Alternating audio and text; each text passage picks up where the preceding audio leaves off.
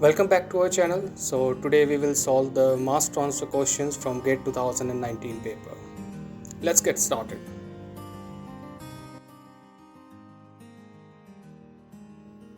Let's start with the marks distribution of mass transfer in GATE 2019 paper. So there were 9 questions, out of which 4 questions belong to 1 mark and 5 questions belong to 2 mark. And if we calculate them as a total, so it comes 14 marks out of 100 mark paper in GATE 2019. And I would like to mention one more thing, that out of these 14, 5 marks were only from distillation. So now you guess how much important that topic is. Let's move forward with the solution of the questions. So here comes our first question, where they want to know that can you use these dimensionless numbers, Sherwood number, Reynolds number and Schmidt number, and relate it with the Colburn J factor. So first we will get an idea what is Colburn J factor analogy. So this is the relation for the case of Colburn J factor analogy, and they are interested to know that can you relate the Sherwood number, Reynolds number and Schmidt number, all these three, with the Colburn J factor.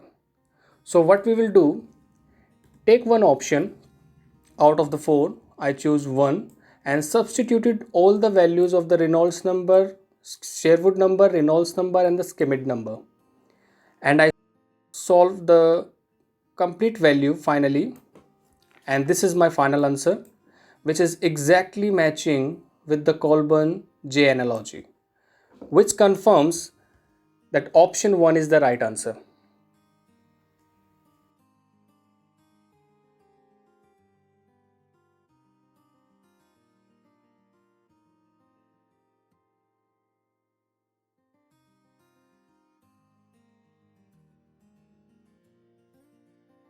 Moving forward to the second question, it belongs to the drying topic. So in this case, they have a system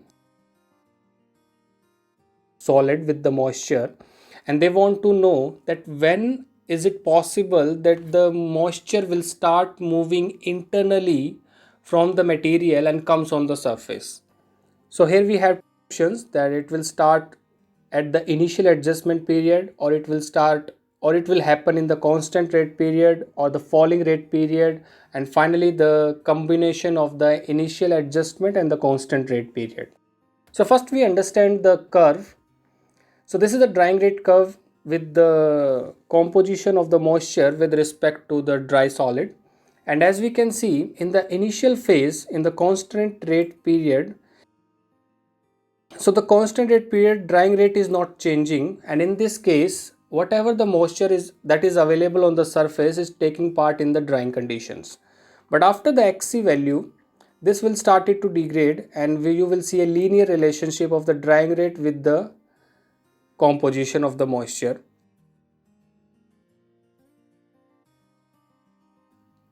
So what we conclude from these two conditions is that during the constant rate period, the surface of the solid is completely wet. It has the moisture, relevant amount of moisture. So we don't need any internal movement of moisture in the solid. And during the falling rate period, as the insufficient amount of water is available on the surface, the movement of moisture in the solid will start taking place in the form of diffusion and the capillary forces. So with this we can conclude that C is the right answer, that during the internal movement is possible only in the falling rate period. So C is our right answer.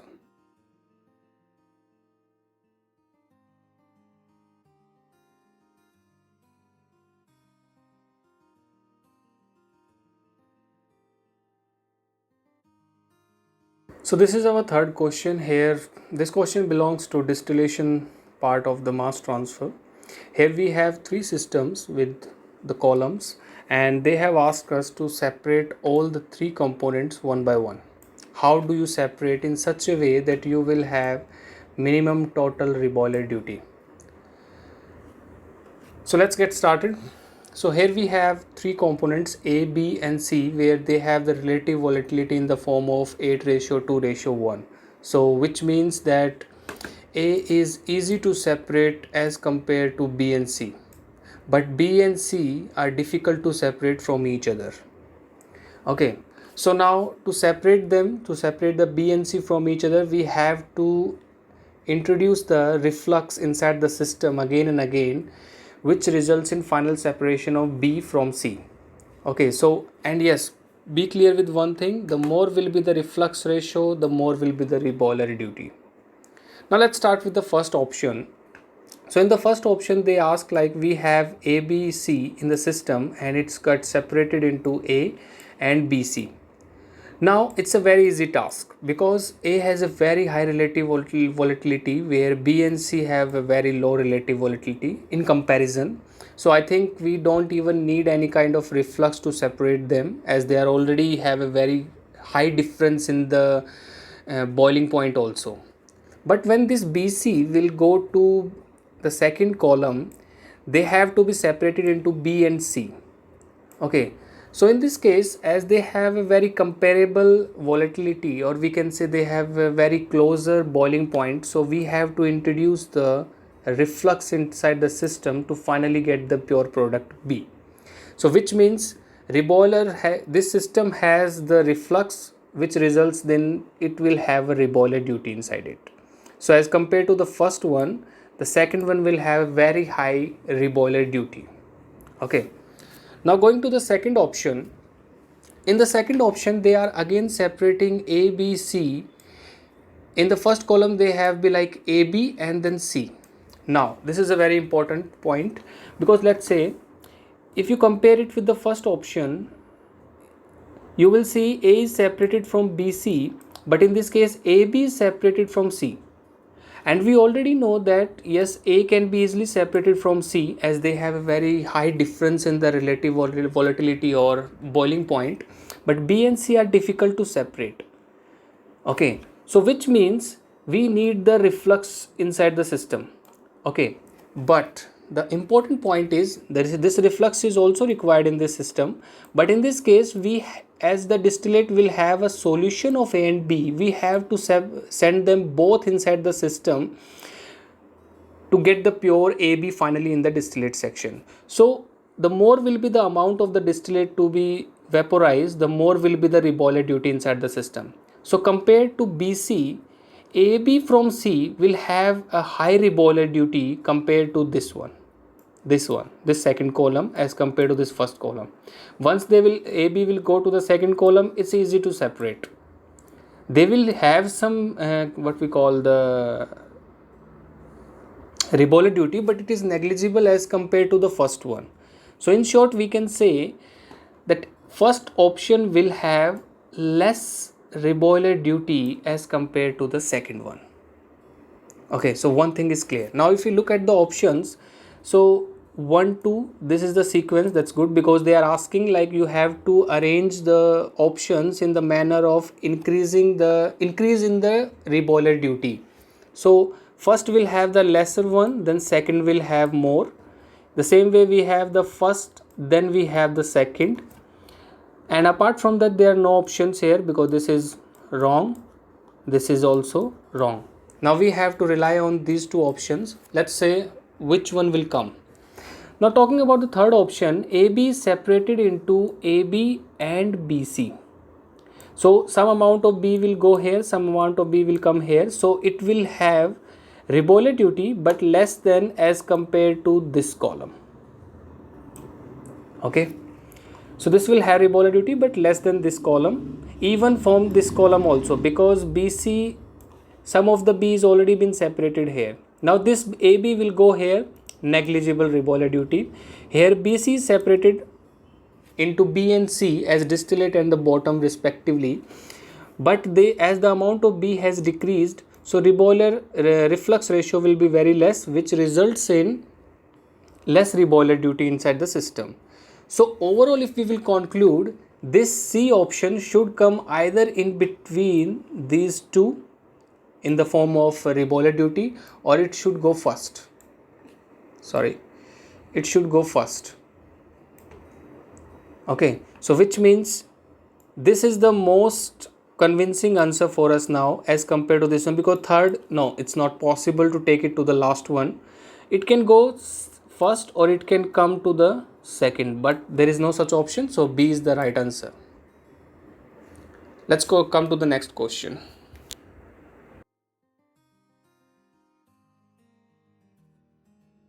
Before we proceed further, please subscribe to our channel, like this video and hit the bell icon button for the future notifications. Let's proceed further. So in the question number 4, this question is related to the Henry's law, and they have asked us that we have to find that how much amount of CO2 is dissolved in the water in a closed system. They have given us all the values also, like the Henry's constant and the pressure available in the system. The solution is as follows.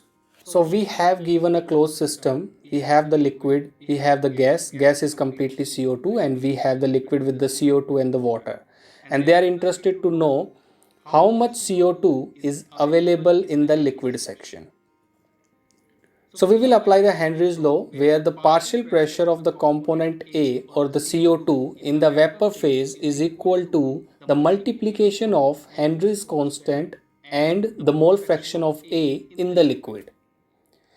And when you will solve, finally you will get that how much amount of CO2 is dissolved in the liquid.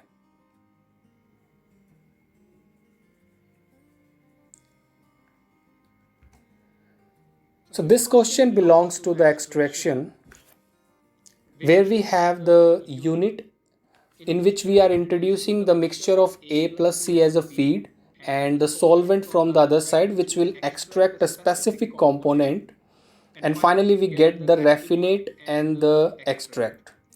So in this question they are interested to know that what will be the ratio of the extract and raffinate for this specific composition.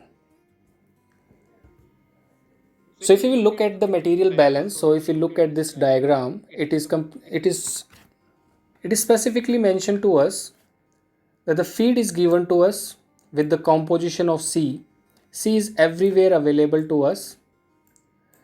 So first we have to balance the C, and we have to balance overall component. So let's start with the overall balance. So F plus S is equal to E plus R, that is feed plus solvent is equal to extract plus raffinate.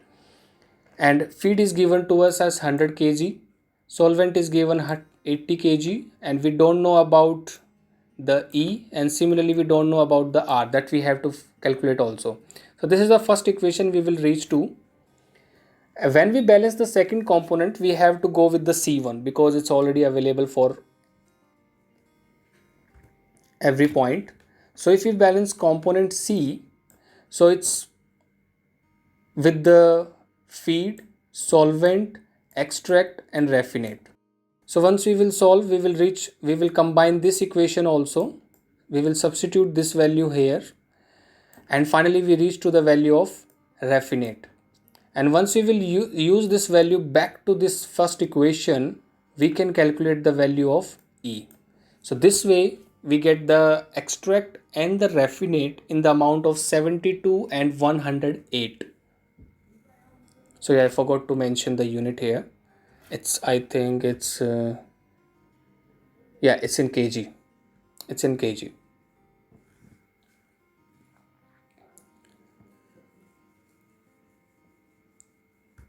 Moving forward to the next question. This question belongs to distillation. You will definitely get at least 2 questions from the distillation in every paper. At least 2. You will see it here also, we have 2-3 questions available. So in this question they are applying the Raoult's law and want to know that what will be the pressure in that particular, like in this case they are interested to know in the condenser. So we have a distillation column. We have introduced a mixture of N-propane and N-butane, like you can see in this diagram also. So we are introducing propane and butane in the distillation column, and finally this value will reach in the form of distillate with the compositions already available to us. So they are interested to know, here we have the distillate, and they are interested to know how much pressure will these two components generate once we reach to the distillation this distillate section.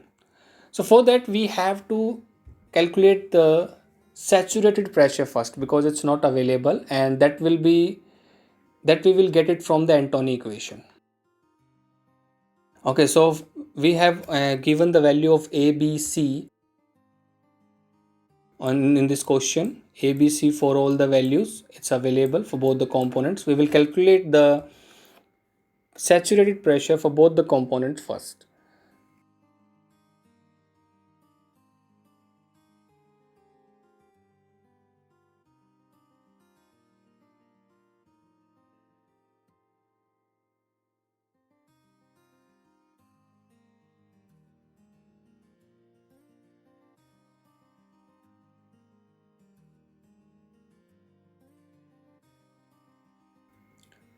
Now moving forward to the Raoult's law. Raoult's law says that the total pressure is equal to the sum of the partial pressure. So here we have only two components, propane and N-butane, and we have already calculated the P saturated for all the cases. XA and XP or propane composition in the butane composition is also given to us. This is not A, this is actually P. Okay, so the values are given to us. We have to just substitute, and finally we reach the final pressure that we need in the condenser.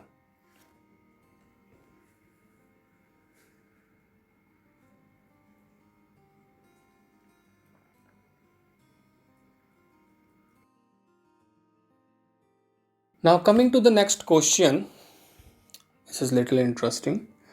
So they have like two spherical particles are available to us with the radius of 20 centimeter and 5 centimeter, and they have put it in the normal atmosphere in the air, and slowly they are like it's sublimation is happening in on the surface of the spherical particles, and they are interested to know that in how much time will the complete sublimation will be done, or you can say that in how much time the 20 centimeter will be completely gone and the 5 centimeter is completely gone. And they have specifically mentioned that in this case the mass transfer coefficient is proportional to 1 upon root t.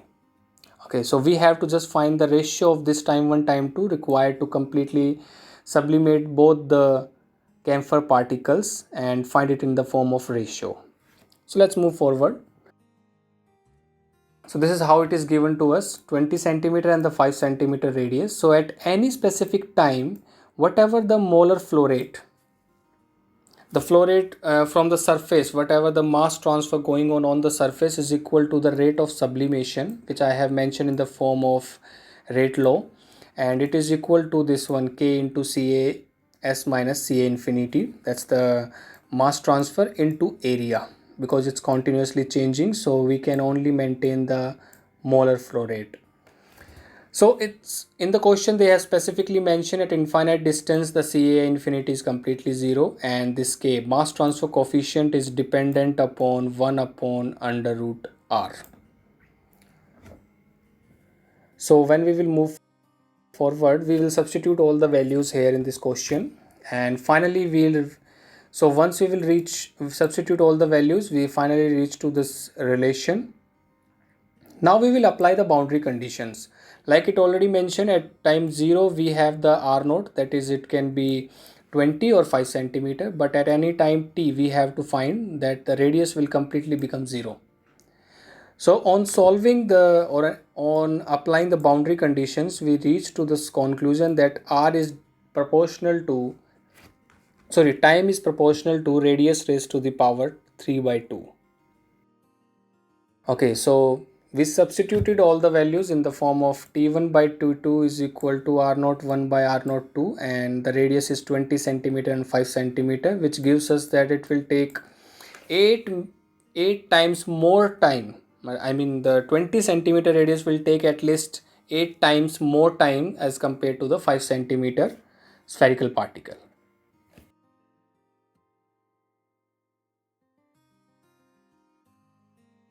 So this question belongs to the absorption column. There is a counter current flow of the gas mixture which is coming from the bottom of the absorption column, and we have the liquid coming from the top as a solvent.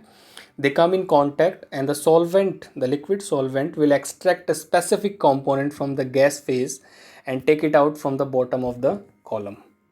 Now they have given all the values for the initial condition, but they are more interested to know that what if we increase the flow rate of the liquid from the top of the column, then what will happen? I mean, how much extraction can be possible in the system? So for that, let's move forward to the calculations. So as you can see this, like I already mentioned, we have this absorption column. We have this A plus C as a gas mixture which is coming from the bottom, and the pure solvent liquid is coming from the top. It will come from here and this will go from they will come in contact, reach to the equilibrium condition. Condition is given to us. They will reach to equilibrium condition and reach it from the bottom section. Okay, and they have given the molar ratio also of A by C as 0.02. Now they have mentioned that we have to extract 95% from this. A will be extracted 95%. For that, what I did is that we have this 50 kilomole per hour, that is the overall. I have distributed them on the basis of mole ratio, which comes 49 and the 1 kilomole per hour. So A is only 1 kilomole per hour. Now they are saying that out of 1 kilomole per hour, 95% of component A has to be removed. It means 0.9 kilomole per hour has already been extracted. So while you are going up, 0.95 kilomole per hour has been extracted by the pure solvent and taken out from this section. So what is left here? That is equal to 0.05 kilomole per hour. So Y2 will be A by C. A is 0.05, like it's already there, and 49 we have already calculated above. Because C is not extracting, it remains the same, so it will be 49 and it will come around 0.001. That is the mole ratio of component A in the gas phase when it will leave the column. Now we have to find. Now we have y naught, y2. Now we have this y naught, y2, x2, but we are not aware about this x1. Okay, for that we will take the help of equilibrium condition. Now let's move further. So we have already calculated 0.001, that is the mole ratio of the component A at the top of the column. Now we have to calculate the flow rate, that is what we require finally. So we will balance the component A here and finally reach to this equation, its relation. Like I already mentioned, we have taken the help of the equilibrium condition y is equal to 2x. That will help us to know x naught is equal to 0.01. So at the bottom in the solvent we have the composition, that is 0.01. One thing you have to be clear, that what will be the value of y here. Okay, it is not 0.001 like we have calculated here. It is 0.02. What it means is that this liquid containing some component of A has to be in equilibrium with this liquid, because this is about to enter and this is about to leave. So these components have to be in equilibrium, not this with that one, because that has to be in equilibrium with this and this has to be in equilibrium with this. That's why I used 0.02 here and divided by 2, that's already in the equation, and we will get the 0.01.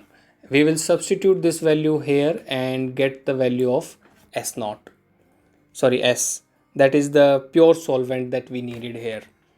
So that comes around 95 kilomole per hour.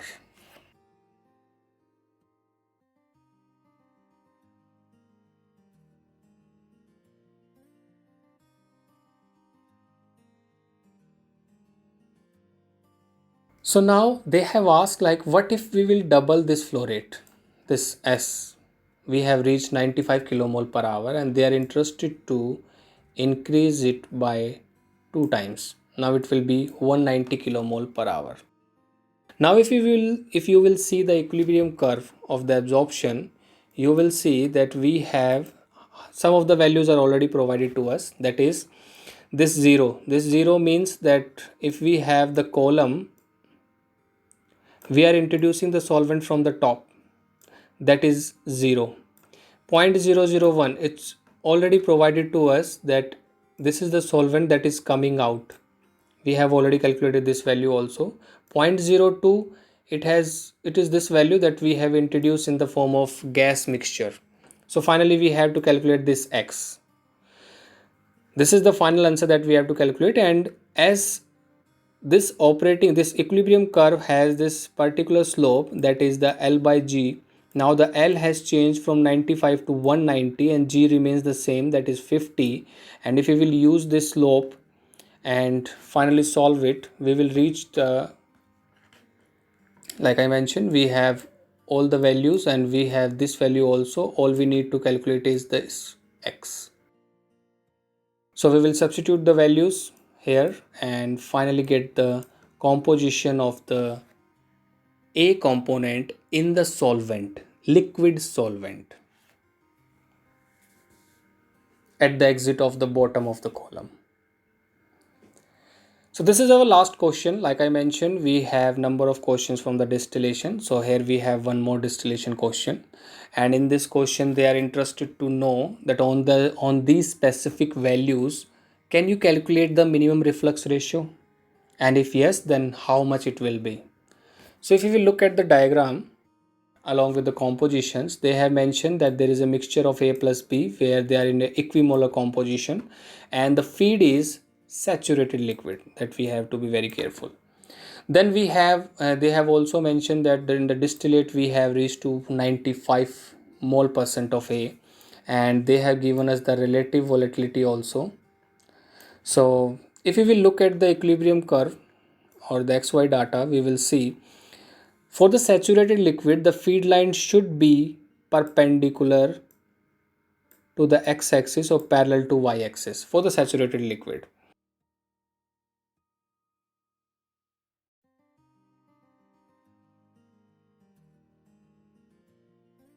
Rectifying section, we have it. For that we have this specific operating line and they will intersect at some specific point.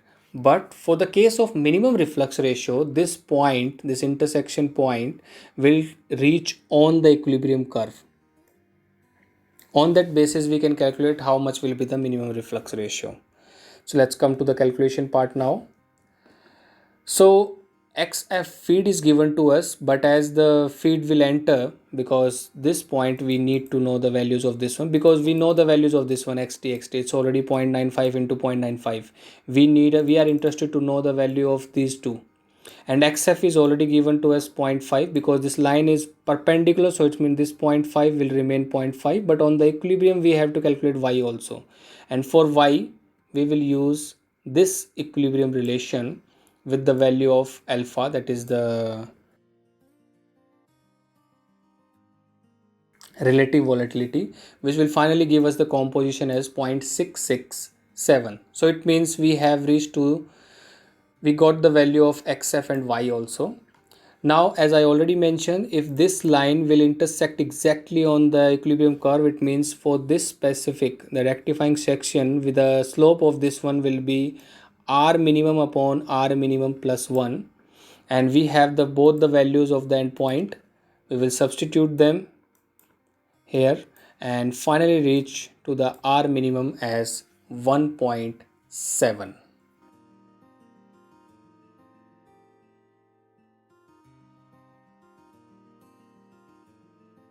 With this, thank you for watching. I'm signing off.